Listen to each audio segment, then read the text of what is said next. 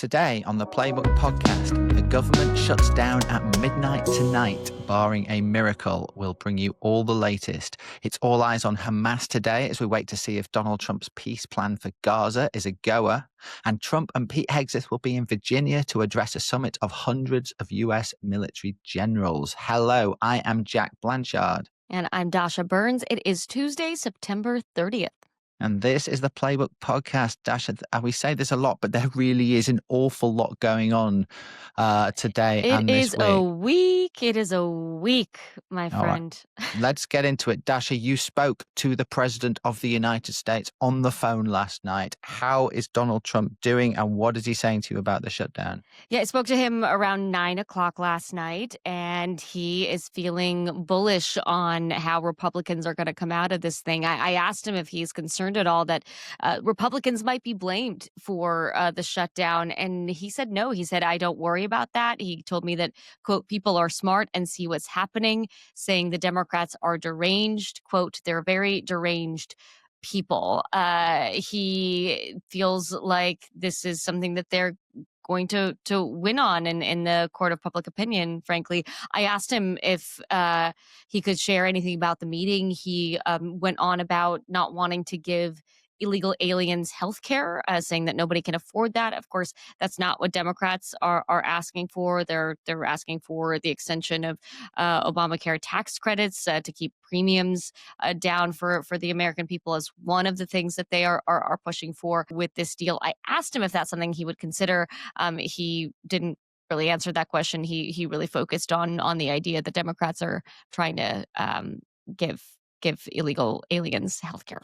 Yeah, the meeting, of course, you're referring to was between Trump and the Democrat Hill leadership yesterday afternoon. If listeners want to have some idea of how well that meeting went, I would refer them to Donald Trump's social media feed from last night, where he posted an AI-generated video of Hakeem Jeffries and Chuck Schumer saying extremely rude things about the Democratic Party, with Hakeem Jeffries mocked up in a sort of faux Mexican garb, I suppose. And the whole thing is not what you'd normally expect from the President of the United States, or indeed anybody else. It certainly isn't a signal that he's about to cut a deal with these guys, Dasha. And it sounds like from what he said to you, that's not where his head's at all, is it? No, and the signal from all of my sources at the White House the last couple of days has just been that there is not any interest in negotiating with Democrats. It would either take it or leave it. You may have seen a piece I wrote late last week where a White House official said that they are going to, quote, inflict maximum pain on Democrats throughout this process. Historically, the party in power tends to bear the brunt of the blame for shutdowns. They don't think that's going to be the case this time around. They feel like Trump's messaging power and the levers that they have to pull will make this more difficult for Democrats than Republicans. But I guess we'll have to see. Yeah, well, they can fairly say that they have passed through the House a clean short-term funding bill, and all they want the Democrats to do is to agree to it. And it's the Democrats who are trying to add on extra spending measures to that, and they obviously believe that they can win that messaging war. It's interesting too that the president really focused on the healthcare issue on the phone with me because Republicans are kind of trying to avoid talking about that. The president is clearly trying to tie healthcare and immigration here. And he told me at one point on our phone call that Americans will lose healthcare under Democrats. That's, of course, the main attack from Democrats at Republicans, saying that it's the big, beautiful bill and Republican policies that are going to make healthcare inaccessible to many Americans. If you take a step back, what we're going to see all day today, and it doesn't look like there's any hope of a deal happening before midnight tonight. And it doesn't feel like there's a quick and easy off-ramp for either side here. The Democrats, they need to make a point to their base that they are really fighting Donald Trump. The Republicans, as you say, they seem to be relishing this. They believe that this is a political opportunity for them. They think the Democrats will carry the can. So they don't seem too perturbed to me at all about letting this one run either. Yeah, I mean, I think that is the big question. Is this going to be a 48-hour shutdown like we saw during the first administration, or is it going to be much longer than that, which we also saw during Right. Trump's first administration? So I mean, the calculus that the administration is making is that they have enough ways to. Uh, Basically torment Democrats over this, that they're going to be able to make them fold pretty quickly.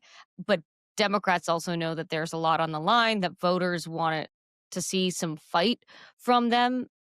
So I don't really know how this ends. This is a drama we're all buckled in for here. In the meantime, we all know how these things play out in the real world with thousands, tens of thousands of federal workers not getting paid, members of the military not getting paid.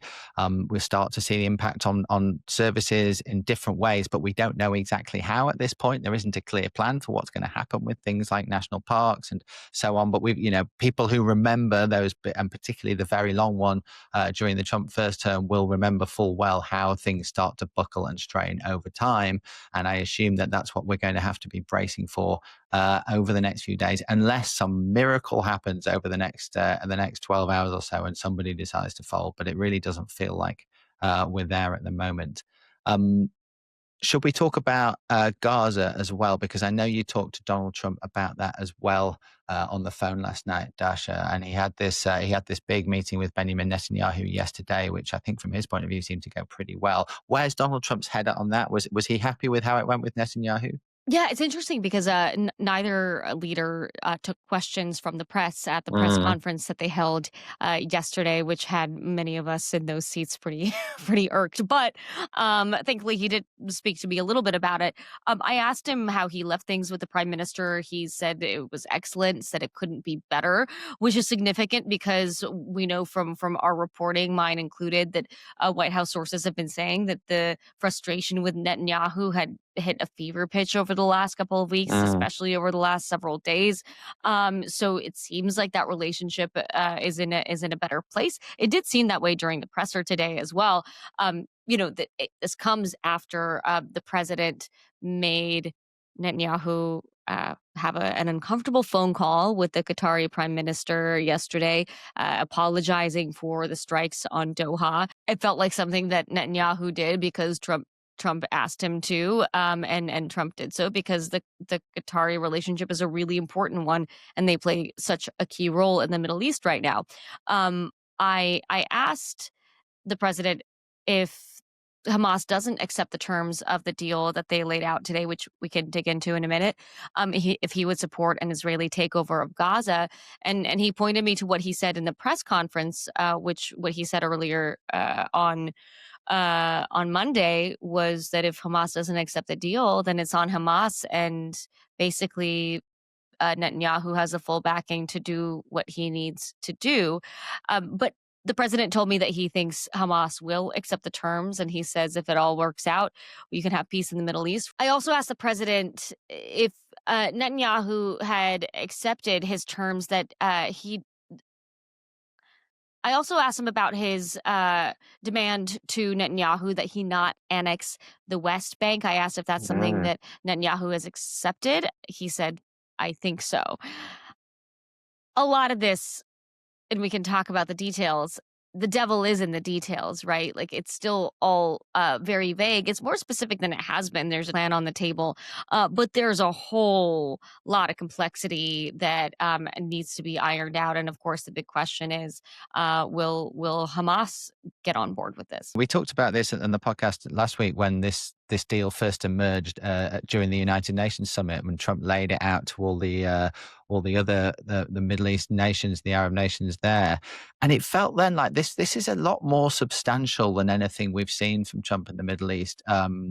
In this term, of course, the Abraham Accords was a very substantial thing. That this feels like a bit of a moment to me. We were saying at the end of last week, is Netanyahu really going to get on board with this? And a lot of people thought he wouldn't. Well, that hurdle has now been cleared as well, and it puts a lot of pressure on Hamas because they don't have many friends left in the region. And as you say, it was essentially an ultimatum to them that we heard yesterday. Netanyahu said this can be done the easy way or it can be done the hard way, but it will be done. It's pretty clear what he means by that.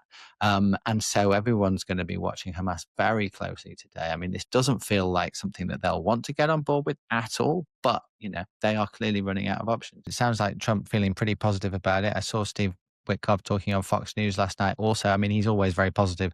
I mean, he said we're close to a deal about 600 times, hasn't he, over the last few months? But this the ever feels optimist. Indeed, but this feels as close as we have come. And so it's going to be an absolutely fascinating, gripping, really big 24, 48 hours while we see whether this really could actually play out the way the president wants it to. Let's talk about what the president's actually doing today, Dasha, because this is really interesting as well. And on another day could easily have been the top item on this podcast and in the Playbook newsletter as well, because Pete Hegseth, the Defense Secretary, and now Donald Trump are gathering hundreds of military generals from all around the world, all descending upon Virginia today, having been received a demand from Hegseth at pretty short notice just at the end of last week to come, caused an absolute panic across the US military. Like, this never happens. Why are we all being summoned? What on earth is going to happen? And we are told that what they're going to get is essentially a speech from Pete Hegseth telling them how to be a warrior, which is a pretty extraordinary thing. I can't think there's a really very much precedent for this in recent times, with the Defense Secretary calling them all in from their stations across the world to hear his thoughts. It's a pep talk, right? Who doesn't need a good pep talk once in a while? No, look, I think this is very on par with the Trumpian approach to politics and policy, right? This is PR. This is a show. This is Pete Hegseth, who is himself a showman. Let's not forget he spent much of his career on television. So this is a made for TV American military might performance. Are they going to turn it into some sort of like cool social media video with music and the camera panning around and the general standing there? Is that of what course, this is? Did you not catch Pete Hegseth puts out a lot of videos. The one that struck me is when a drone delivered him an order for him to sign, delivered by drone outside the Pentagon. I anticipate there will be much content produced by Hegseth, the Pentagon, and the White House out of this. On a potentially more serious note, we learned yesterday that it sounds like they're on the verge of sending the National Guard into Chicago, possibly as soon as today, certainly as soon as this week. That's something that's been talked about for an awful long time. That is going to be a pretty big moment, given the way we know that the Chicago and Illinois leaders feel about that and have been very, very vocal about that over quite a long time. That's got potential to be a pretty big flashpoint as well. Yeah, a very different kind of made for TV moment, much more serious given the impact on the citizens of these cities. But it is, again, very much about the visuals for this White House. All right. There is millions of other things happening today, but that is all we've got time for in terms of three big items for you to keep a lookout for. Before we go, Dasha, I spent the weekend back in the UK. I was speaking at an event over at a political conference in Liverpool. It's a lot colder in the UK. It's a lot grayer, but I'll tell you what else it is. There isn't any massive, enormous insects leaping around. I've returned to my basement in DC where I record these podcasts, and I haven't been in here for days because I've been flying back and forth across the Atlantic. I open the door and this enormous creature is leaping up and down. And I mean leaping like several feet in the air. I have never seen anything like it. Please tell me what it is and what on earth I'm supposed to do about it. Yeah, Jack, for our listeners, Jack was late to join recording today because something was jumping in his basement, and it turns out it is a wolf cricket. Who's he? I've never heard. Kind of cricket. I thought crickets were cute little things that it make is this large quite cool and noise. In charge.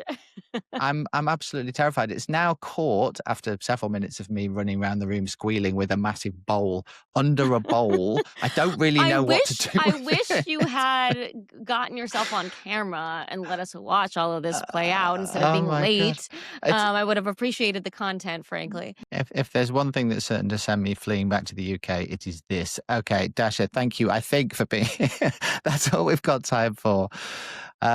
We've got loads more news and analysis in today's Playbook newsletter. As always, you can find that at politico.com/playbook. We will be back tomorrow when perhaps the federal government will have closed down. Have a great day, and we will see you then.